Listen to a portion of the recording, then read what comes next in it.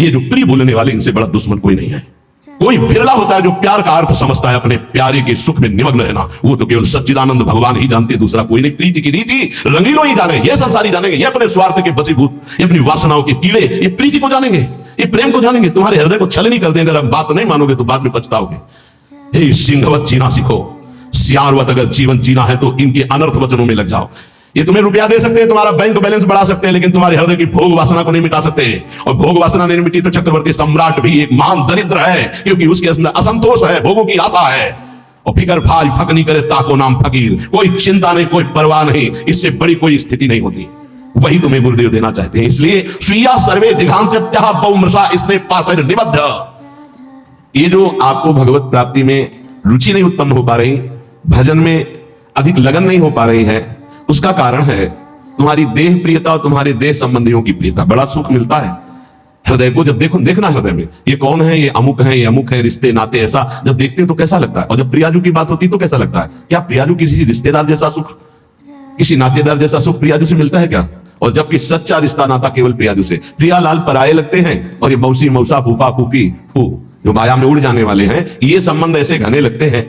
असली रिश्ता इतना छोटा, इतना कमजोर, और नकली रिश्ता इतना जोर का कि असली रिश्ता फीका पड़ जाए। यही तो बात होती है, यही तो परीक्षा होती है तुम्हारी कि तुम्हारा प्रिय कौन है, गुरुदेव हो, इष्टदेव हो, या संबंधी। बस राधे श्याम, आप इस समय तो नहीं मिल सकता है, हमारे वाणी पाठ का समय यदि आपको मिलना है तो आप हम समय देंगे, फिर आप आइए। कौन सा ऐसा दृढ़ संबंध जो हमारे प्रिया प्रीतम से भी श्रेष्ठ हो? प्रवचन खूब सुन रहे हैं, परिवर्तन बिल्कुल 100 में 1% नहीं है। रिश्ते नाते का संबंध, देह का संबंध ये नहीं। उन्मत्तवाचः प्रायः परिमुषिद्धियो मायया अनर्थ बीजम। नहीं समझ पा रहे।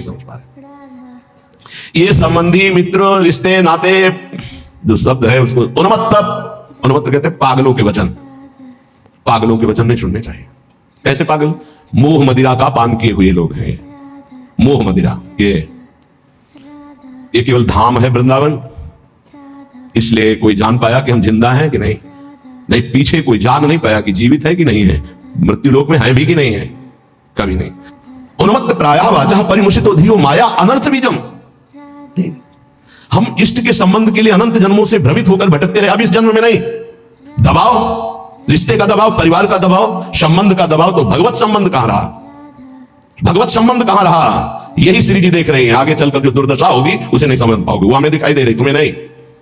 बिल्कुल समझ जाओ, अब भी समझ जाओ। बार बार कहते हैं उन्मत्त प्रायवाचः परिमुषितो धियो माया अनर्थ बीजम। ये अनर्थ का बीज बोने वाले परिवार के जन होते हैं। अनर्थ का बीज ये उन्मत्त मोह मदिरा का पान करके बात करने वाले होते हैं। इनकी बातों में ममता मोह की गंध है, जो तुम्हारे हृदय की भागवतिक संबंध की सुगंध को छीण करना चाहते हैं। कोई भी हो। स्वार्थम मत्वा कृतार्था अथन सुख विवेकादयो अग्राह्य वाचा।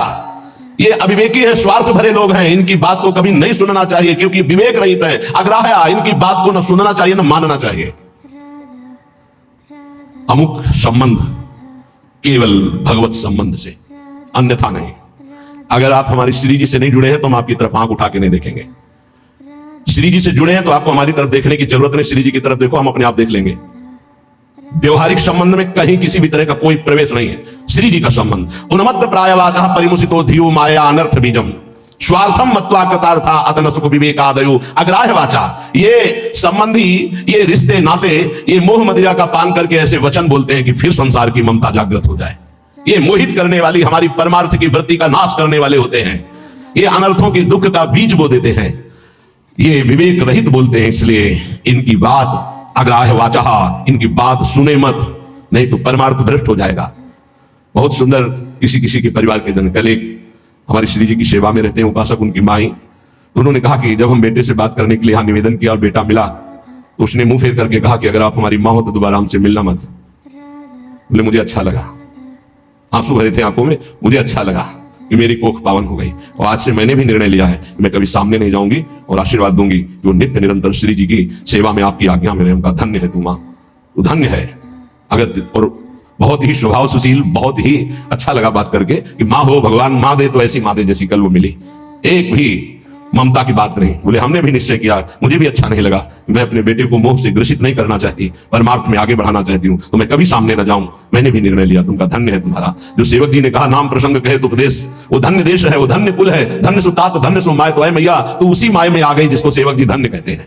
अरे धन्य है उसका गर्भ जिसके गर्भ से भगवान का महाभागवत पैदा हुआ। और तो सब न जाने कैसे कैसे संतानें उत्पन्न होती हैं और वो भगवान से विमुख नाना प्रकार के आचरण करके अपने आप को दुर्गति और माता पिता देख देख कर जलते रहते हैं। ये बात बहुत ध्यान से समझ लो जो इस श्लोक कह रहे हैं। ऊपर वाले श्लोक में बताया अपनी निष्ठा की युगल सरकार हमारे इतने सुंदर है कि करोड़ करोड़ कामरति मूर्छित हो जाए, लक्ष्मी नारायण भी शोभा देख करके ललचाने लगे। ऐसे हमारे उपास्य देव श्यामा श्याम है। हमारे श्यामा श्याम में रति किनकी नहीं हो सकती? जो विषय विष के कीड़ा बने हुए हैं, या जो ब्रह्मबोध के द्वारा मोक्ष प्राप्त करना चाहते हैं, या जो जीवन भर भोग भोगा बुढ़ापे में सोचते हैं हम प्रेमी हो जाएं। चिंतन वही है 60 70 80 वर्ष का भोगों का। अब चिंतन बदलना बहुत कठिन, कोई महापुरुष चमत्कार कर दे तो बात अलग। ये हमारी बात उनकी समझ में आएगी जो शरणागत है श्री जी के और प्रारंभ से अभ्यास कर रहे हैं अपने मन को प्रियालाल में लगाने का, रसिकों की कृपा का। तो चंदी वृंदावन आशा, उनके अंदर वृंदावन में विराजमान प्रिया प्रीतम से मिलने की आशा जागृत हो जाएगी। कह रहे हैं अब इसमें बचाव पक्ष क्या करना है? उन्मत्त प्रायवाचा परिमुसितो धियो माया अनर्थ बीजम। बुद्धि में ऐसा बैठा लो कि ये जितने प्यार करने वाले संसार के संबंधी हैं ये अनर्थ कर देंगे। अनर्थ क्या? हम जिस मन इंद्रियों को चुराकर संसार से प्रिया प्रीतम में लगाना चाहते हैं ये पुनः वहीं लगा देंगे संसार में, पक्का। इनका प्रभाव ऐसा होता है। ये नहीं मानने वाले परिवार के लोग साधु नहीं मानते हैं। कोई विवेकवान साधु मानता नहीं मानते। परिवार के लोग नहीं मानते, साधु थोड़ी मानेंगे। वो तो अपना रिश्ता नाता संबंध देखकर बात करते हैं। वो सांसारिक संबंधों की मान्यता रखते हैं, इसलिए नहीं। कबीर वहां ना जाइए जहां जन्मभूमि का ठाव, भगति भाव पूछे नहीं ले पुराना नाव। वो थोड़ी कहेंगे महात्मा जी, नहीं वही कहेंगे आओ पंडित नाम लेके बात करेंगे ऐसा अमुक ना। कबीर वहां ना जाइए जहां जन्मभूमि का ठाव, भगति भाव पूछे नहीं ले पुराने ना। वही संसार की वार्ता। अनर्थ बीजम बड़ा आकर्षण है, परिवार वालों का बड़ा आकर्षण है। आप देखो अंदर से देखो, 20 वर्ष नहीं देखो फिर देखो भैया है हमारे, ये अपन अमुक है हमारे अमुक। और श्री जी को 20-25 वर्ष से नाम जप रहे शरणागत हो, ये कभी नहीं आया कि आराध्य देव मेरे, जीवन धन मेरे। ऐसे धिक्कार इस मन बुद्धि को कि जो अनंत जन्मों से हमारे हैं वो हमारे पराये नजर आते हैं, जो बिल्कुल हमारे नहीं, जिनको हम जानते नहीं है। अब भी नहीं जानते कि भाई के रूप में कौन अंदर विराजमान है, बहन के रूप में कौन अंदर विराजमान। हम नहीं जानते, केवल ढांचे को मानते हैं। ये ढांचा मेरा भाई है बहन है, और ढांचे के अंदर बैठा परमात्मा, उससे कोई परिचय नहीं है। इसलिए स्वार्थ मत्वा कृतार्था आत्म सुख विवेकादयो अग्राह्य वाचा। है विवेकी साधक, ये परिवार के जन विवेक युक्त नहीं बोलते। इनके मोह मदिरा से उन्मत्त प्रायः भरे वचन होते हैं, इनके वचनों को नहीं सुनना चाहिए। अग्राह्य वाचा, इनकी वाणी को ग्राह्य नहीं है, अग्राह्य है। श्रिया सर्वे जिघान संत्य बहुमृषा स्नेह पास निबद्ध। ये झूठी झूठी बातें बोल करके केवल स्नेह पास में बंधा लेते हैं, और ऐसे बांध लेते हैं कि छूटना मुश्किल हो जाता है। महापुरुषों का आश्रय लेने से एक बात ध्यान रखना, एक अद्भुत उमगन जागृत होती। उस उमगन को तपस्या के द्वारा संभाला जाता है, नहीं गिरा देगी। अब ये कोई कैसे समझ पाएगा कि महापुरुषों की कृपा से जो आनंद की उमगन होती है, अगर उसको तप के द्वारा न रोका गया तो गिरा देगी, पक्का गिरा देगी। ये बड़ी सूक्ष्म बात है, सबको समझ में नहीं आएगी कि महापुरुषों के संग की कृपा उसको गिरा कैसे देगी। भगवदानंद की जब अनुभूति हो तो उदासीनता बाहर इतनी हो जानी चाहिए कि तुम्हें देखना कोई पसंद न करे। ध्यान रखना, ये अनुभव की बात कह रहा हूं। जब आनंद की उमगन हो भगवदानंद, तो एकदम उदासीन हो जाना, मन बहिर्मुख बिल्कुल न होने पावे, किसी से अपनापन न होने पर, तो वो भूमिका बदल देगा। महापुरुषों के संग से बिना साधन के भी आनंद की उमगन होती है। उस आनंद की उमगन को बिल्कुल वैराग्य और तप के द्वारा सहा जाता है, तब वो जाके महानता को प्राप्त हो। वो समझ नहीं पाए। तो यहां ये कह रहे उन्मत्त प्रायवाचा परिमुसितो धियो माया अनर्थ बीजम। ये जो कह रहे हैं इसको बात समझ लो, यही तुम्हारे जीवन का पतन कर देगी, चाहे गृहस्थी में चाहे विरक्ति में हो। इस बात को अच्छे से समझना। उन्मत्त प्रायवाचा परिमुसितो धिया माया अनर्थ बीजम। एक बार जब परिवार के जन सामने हो और तुम उनमें भगवत भाव प्रणाम करके अपनी भाषा बोले ना वैराग्य की, फिर देखना तुमसे कौन प्यार करता है। तुम उनकी भाषा में मत आ जाना, अपनी भाषा में बोलना जो साधु की भाषा होती, फिर तुम्हें असलियत में समझ में आएगा कि कौन प्यार करता है। कोई नहीं। जब तुम उनकी भाषा बोलते हो तब बात अपनी भाषा में सुदृढ़ हो, भक्त अपनी भाषा में। ये जीवन अब ऐसा दाव नहीं हमें चूकना कि इस जन्म में मुझे भगवत प्राप्ति न हो। ये बहुत अंदर की बात समझ लेना। उन्मत्त प्रायवाचा परिमुसितो धियो माया अनर्थ बीजम, बिल्कुल 100%। अगर पारिवारिक मोह के जाल में फंस गया, चाहे गृहस्थ हो चाहे विरक्त हो, निकल नहीं सकता। इतना बड़ा जाल है। स्वार्थम मत्वा कृतार्था अतन सुख विवेकादयो अग्राह्य वाचा। कैसे तुम्हें बताए? बाहर थप्पड़ लगता है तो उसके लिए औषधियां होती, लेकिन जब हृदय की मार होती तब कोई औषधि नहीं होती। इसलिए आपसे प्रार्थना कह रहे अब भी समझ जाओ, अब भी समझ जाओ। तुम्हारा वैराग्य स्वरूप है तो तुम लोग अपने वैराग्य की इज्जत की रक्षा करो। समझ में आना चाहिए कि वैराग्य का स्वरूप क्या होता है। परिवार वालों को, संसार को भी समझ में आना चाहिए। आपका अपने ठाकुर सेवा, अपनी भगवत सेवा, अपने दिनचर्या इतना महत्व हो कि सामने वाला 1 घंटे दरवाजे पे खड़ा रहे और सोचे कि क्या इनकी भागवती कृति है, ऐसे संकेत में श्री जी आपको समझा रहे हैं, स्वार्थम मत्वा कृतार्था अथन सुख विवेकादयो अग्राह्य वाचा, ये विवेक रहित बोलने वाले संसार के अग्राह्य वाचा, ये नाशवान शरीरों का संबंध तुम्हें अविनाशी बना देगा, तुम्हारा साथ देगा। ये मरण धर्मा शरीर है, अविनाशी परमात्मा की शरण छोड़कर इनके इंद्रियों की गुलामी के लिए किसी व्यक्ति वस्तु का आश्रय धिक्कार है जी। हम कामी है, क्रोधी है, लोभी है, लेकिन श्री जी लालचू को छोड़ दे, ऐसा तो हो ही नहीं सकता। इतना तो रख लो, इतना तो रख लो, हमारी बात तो समझो। हम नीचता नहीं छोड़ सकते तो श्री जी को कैसे छोड़ सकते? हम नीच है मानते हैं, हम पतित है मानते हैं, लेकिन हम आपको नहीं छोड़ सकते। हमारा स्वभाव नहीं छोड़ सकते, हम नीचता नहीं छोड़ सके, काम नहीं छोड़ सके, तो नाथ आपको कैसे छोड़ सकते हैं? अब आपके गले पड़ गए। अगर हम कामी है तो आपके हैं, पतित है तो आपके, आपको नहीं छोड़ सकते। इतना तो पकड़ लो यार, इतना तो पकड़ लो। हम संसार को पकड़े हुए हैं, माना नहीं छोड़ पा रहे, लेकिन हे संसार के स्वामी, हम आपको भी नहीं छोड़ पाएंगे। अब नहीं हो सकता कि मैं आपको छोड़कर संसार का पूर्ण आश्रय ले लूं, पर संसार को छोड़कर आपका पूर्ण आश्रय ले लूं, इतनी भी सामर्थ्य नहीं रह गई। तो कम से कम प्रभु को तो पकड़े रहो। लेकिन अनर्थ वाचा, देख लो, हम एक साधिका की बात करते हैं। भाई जी महाराज के प्रवचन सुनकर के एक साधिका ने भाई जी को गुरुदेव माना, कभी नहीं देखा था, केवल कल्याण पत्रिका पढ़ी और भाई जी के वचन पढ़े और गुरुदेव माना। भाई जी की छवि कहीं से पता लगी तो मंगाकर अपने सिंहासन पर विराजमान, रात दिन दरवाजा बंद, घर के सदस्य से भोजन दे देते, बस दरवाजा बंद, 9 युवती, भाई जी की छवि रात। एक दिन उसके अंदर इच्छा है, क्या मैं अपने गुरुदेव को कभी भर नेत्र से देख सकती हूँ सामने से? उस सत्य सच्चिदानंद में मेरे गुरुदेव क्या कभी चलकर मेरी कुटिया में? असंभव। किसी नगर के किसी एक घर में बंद, वो रात दिन गुरुदेव के अनुसार भजन करती है, वो इच्छा जागृत हुई, क्या भाई जी कभी चलकर हमारे दरवाजे पर आएंगे? तो जाकर जीकर सत्य सनेहु सोते मिले न कछु संदेह। भाई जी तीर्थ यात्रा के लिए एक ट्रेन निकलवाई थी जिसमें सब भक्त थे। वो एक स्टेशन पे रुकी, अचानक आकर्षण भाई जी का हुआ, स्टेशन से स्वयं अकेले उस नगर में गए। वो तो अलौकिक दिव्य महापुरुष, उसके घर गए, दरवाजा खटखटाया, किसी से पूछने की जरूरत नहीं, बिना तार का तार, किसी की हिम्मत नहीं थी कि उसका दरवाजा खटखटा दे। केवल समय भोजन का वो परिवार के लोग खिड़की से दे देते थे और उसका अपना अटैच था, तो कभी बाहर ही नहीं निकले, कभी किसी को चेहरा ही नहीं दिखाती थी। उसको लगा ऐसा कौन जो दरवाजा खटखटाता है, तो एक स्नेह का आकर्षण, ऐसा लगा कि या तो श्री कृष्ण है या तो भाई जी है। कि तुम राम दीन अनुरागी, कि तुम हरिदासन मां कोई, मोरे हृदय प्रीति हुई। जैसे विभीषण जी को लगा या तो कोई बहुत बड़े हरिदास हैं जो सामने, या स्वयं हरि है जो विप्र रूप में है, या तो कोई बहुत बड़े भगवान के भक्त हैं, या तो स्वयं भगवान के मेरे हृदय। ऐसे उस देवी का हृदय बोला या तो श्री कृष्ण साक्षात आए हैं या तो भाई जी आए। बिना हिचक के दरवाजा खोला तो जिनकी छवि थी वही सामने खड़े। अब सोचो, जो वर्षों से साधना करके केवल एक बात चाह रही कि एक बार मेरे गुरुदेव चल करके मेरे को, क्योंकि मैं तो नहीं पहुंच सकती, मेरी सामर्थ्य नहीं, एक बार वो आज जे देखा, चश्मा लगा, धोती कुर्ता वैसे। अब वहां नेत्रों से बात होती, बोलने की हिम्मत नहीं रही, अंदर गए, दरवाजा बंद, रो पड़ी चरणों में। भाई जी ने कहा कि श्री कृष्ण की अपार कृपा पर है, कहा बस अब मुझे और कोई श्री कृष्ण नहीं चाहिए, हो गया। मेरी आखिरी इच्छा थी कि गुरुदेव एक बार मुझे साक्षात दर्शन दें। थोड़ी देर में कृष्ण ने कहा मेरी एक प्रार्थना है, अब आप दोबारा कभी यहां बताइएगा। भाई जी ने कहा ऐसा क्यों कहा? बोले आप जब आओगे तो अब हजारों लोग आएंगे, और मैं ये नहीं जानती कि आप भी अब जान पाए कि मैं आपको कितना प्यार करती हूँ।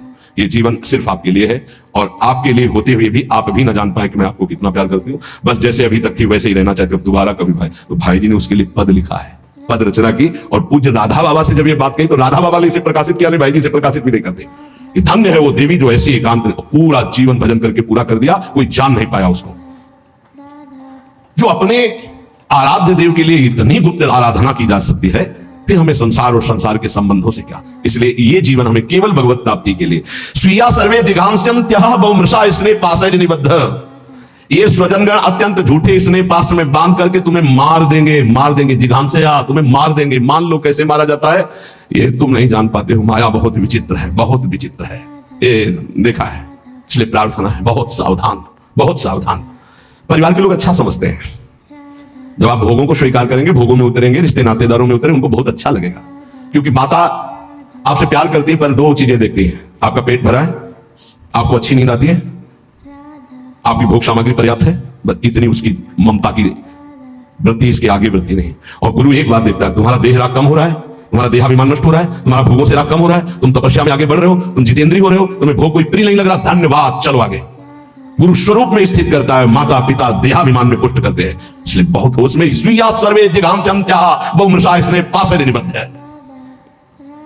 श्री वृंदावन याया महामहित समाजात कदा निश्चितत्वम। हे भाई, वृंदावन में केवल रसिक समाज को अपना समझो, उनको पाकर आश्रित हो जाओ, और सब अनिष्टकारी समाज है, अनिष्टकारी।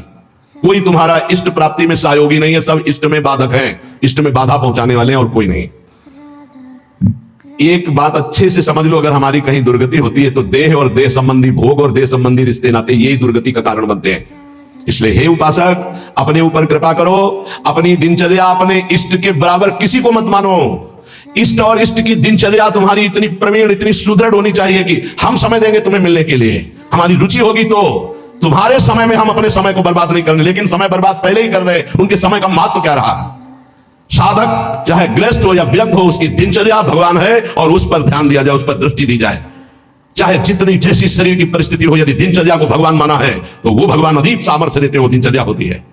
ये बात हमारी प्रार्थना, मान लो ये दिनचर्या तुम्हारी भगवान है, इसे मानो, इसे स्वीकार करो। पर नहीं, केवल मनु की मनोरंजन वृत्ति पर प्रधानता रखने वाला कैसे उपासना में आगे बढ़ सकता है? इसलिए जो आप सुनते हैं उसका मनन करें। महापुरुषों के वचन अमृत हैं।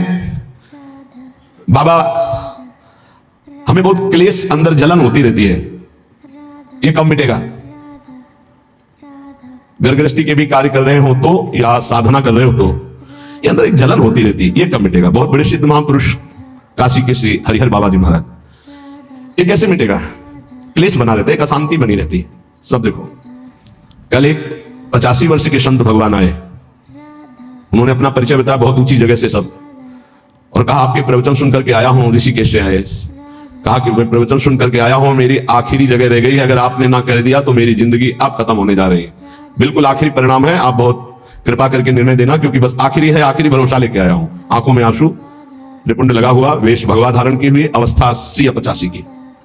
अभी एक बार आखिरी तो बहुत होश में, उनका क्या समस्या क्या है आपकी? उनका पूरा जीवन हो गया, तक निश्चय ही नहीं कर पाए हम कि हमको क्या प्राप्त करना है, कैसे प्राप्त करना है। ये बहुत बड़े धोखा, अभी तक चित्त का समाधान नहीं हुआ, अभी तक साधन ही नहीं बन पाया, साधन का निर्णय नहीं हो पाया, तो साध्य की प्राप्ति कैसे हो पाई? तो बहुत बोले बस यही तो रोना, पूरा जीवन खत्म हो गया। आप बताओ कैसे वस्तु की? तुम आप तो एक ही बात रह गई है, नाम नाम नाम, निरंतर नाम जप करते। बोले यही तो समस्या है, तुमको बस यही समस्या का समाधान है। हमारे सामने निर्णय लो, ये जपोगे ऐसे ऐसे ऐसे ऐसे, उसी समय उनके शब्द निकले कि कुछ प्राप्त होगा कि नहीं, इसकी कोई परवाह नहीं। इस समय जो शीतलता हो रही, लग रहा मैं निहाल हो गया, ऐसा लगता है मुझे जिंदगी की हर वस्तु मिल गई। यही मेरी बात उनकी समझ में नहीं आएगी, जो विषयों के कीड़ा बने हुए हैं। उनको तो बस कोई संत महात्मा भगवान ऐसी कृपा कर दे कि उनको मनमानी भोग भोगने को मिले, बस। जैसे नाली के कीड़ा को अमृत के कुंड में डालो तो तड़पड़ाकर नाली में ही गिरने की कोशिश करे, क्योंकि जानता मेरे सुख से मुझे वंचित किया जाता है। सुकरी से कहा प्रहलाद जी ने, बैकुंठ चलो, भगवान बुला रहे। बोले वहां विष्ठा मिलेगा कि नहीं? बोले बैकुंठ में विष्ठा कहां? बोले मुझे नहीं जाना। हमारी हालत ठीक ऐसी सुकरी की तरह है। क्यों? बोले विषय विष्क्रमीणाम, क्योंकि विषयों के कीड़ा बने हुए हैं, इनको यही चाहिए, मेरी बात का प्रभाव इनके ऊपर नहीं पड़ेगा। और दूसरा, बोध मात्रात्म भाजांश, जो शुष्क कठोर हृदय के ज्ञानी हैं, उनके ऊपर मेरी बात का प्रभाव नहीं पड़ेगा, दो के ऊपर नहीं पड़ेगा। एक जो विषय विष के कीड़ा बने हुए हैं, और एक जो मोक्ष सुख के अभिलाषी कठोर हृदय, जो ब्रह्म ज्ञान की स्थिति में, वो मेरी बात को नहीं समझेंगे। समय सब है सर्वैसैक भक्त्याश्रितानाम, मेरी बात किनकी समझ में आएगी? बोले एक तीसरा है, उसकी भी समझ में नहीं आएगी। कौन तीसरा? वृद्धावस्था हो गई, जीवन के भोग भोगते हुए अब वो सोचता है कि मेरा कल्याण हो जाए, कोई उपाय ऐसा बता दे। तो बोले मेरी बात समझ में नहीं आएगी कि सब आश्रयों को छोड़कर, सब चिंतनों को छोड़कर श्यामा श्याम के चिंतन में मगन हो जा, वो असमर्थ नहीं कर सकता। तीन मेरी बात को नहीं समझ पाए। एक तो घोर विषयी, जो विषय का कीड़ा बना हुआ है। एक जो मोक्षाभिलाषी अद्वैत निष्ठा को प्राप्त ब्रह्मज्ञानी है। तीसरा जो जीवन भर विषय भोगा है, बुढ़ापे में सोच रहा है मेरा कल्याण कैसे होगा। तो अब ये बात हमारी जो प्रिया प्रीतम के प्रेम की, उसकी समझ में नहीं आए, क्योंकि जीवन भर मन और इंद्रियों ने अभ्यास भोगों का किया है, तो बुढ़ापा में भोग चिंतन नहीं होगा, योग चिंतन नहीं होगा। अचानक किसी महापुरुष की कृपा हो जाए तो बात अलग है। बोले अब हम बात करते हैं कि हमारी बात किसको समझ में आएगी? बोले भक्त्याश्रितानाम, जिसने भक्ति का आश्रय ले लिया है, हृदय भक्ति युक्त होकर भगवत आश्रित है, उसको ये बताया हुआ मेरा मार्ग रुचिकर लगेगा, रुचिकर लगेगा। क्या? कि वै ममल सुखौघम, जितना भी है सब पाप प्रकट करने वाला ही है, इंद्रियों का भोग। जो भक्त है, भक्ति का आश्रय लिए, वो जानता है कि इंद्रियों की विलासता केवल पाप करवाती है, ये सुख नहीं है। सुख के भ्रम में अपराध बनता है। पुष्यन्ति वृंदावन आशा, सुख की आशा कहां है? बोले वृंदावन की आशा जिनके हृदय में जागृत हो गई। वृंदावन दर्शन करना, वृंदावन 1-2 दिन वास करना, या वृंदावन आजीवन वास करना। क्यों? क्योंकि यहां का वायुमंडल ऐसा है जो आपको भक्ति के रंग में रंग देगा। एक ब्रजवासी परम पूज्य जन पधारे तो से प्रार्थना की कि आप तो श्री जी के निज पार्षद भगवत स्वरूप हैं। उन्होंने कहा कि आप कहते हैं श्री जी के स्वरूप है, तो मुझे अनुभव क्यों नहीं हो रहा कि मैं श्री जी का पार्षद हूं, श्री जी का स्वरूप हूं? क्यों नहीं अनुभव हो रहा? धाम में रहता हूं, ब्रजवासी हूं, निज परिकर आप कह रहे हो, मैं मान गया, मैं निज परिकर हूं, ये भी मान रहा हूं, लेकिन मेरे को क्यों अनुभव नहीं हो रहा? तो जेब में तुम्हारे हीरा रखा है, जौहरी कह रहा करोड़ों का है, तो मान लो तो जान जाओगे। जान के मानना बड़ा कठिन है, मान के जानना सरल है। आप हो भगवत स्वरूप, लेकिन आप अपनी बात को स्वीकार नहीं कर रहे हो। आप जानना नहीं चाह रहे हो, इसलिए आप नहीं जान पा रहे हो। बाहर से आया हुआ जानना चाहता है तो वो जान जाता है, घर में रहता हुआ जानना नहीं चाहता, इसलिए वो नहीं जान पा रहा है। अगर वो जानना चाहे तो बहुत जल्दी जान जाए कि उसका जन्म ही भगवत स्वरूप हुआ है। इस रज में जो उद्धव शनकादि शिवादि रज चाहते, मां के गर्भ से सीधे इस रज में आया, अहो भाग्य। निज वो भगवत पार्षद है, पूर्व में उसका बहुत बड़ा भजन बन गया है। अब वो अपने स्वरूप को भूल करके फिर व्यवहार में फंस गया, इसलिए अपने स्वरूप को नहीं जान पा रहे। जानना चाहे तो बहुत जल्दी जान लो, ना जानना चाहे तो पूरा जीवन निकल जाएगा, वो जान नहीं पाएगा। जैसे भगवान श्री द्वारिकाधीश इतने बड़े परिवार में साथ रहते थे, कोई बिरला जान पाया कि सच्चिदानंद है, नहीं भगवान को भगवान नहीं जान पाया, भगवान को भगवान के रूप में नहीं जान पाए। सब यदुवंशी नहीं जानते थे कि ये कौन हमारे बीच में विराजमान है। कोई जानता था, बिरला उनमें से कोई जानता था। राधा राधा राधा राधा राधा राधा राधा राधा राधा राधा राधा।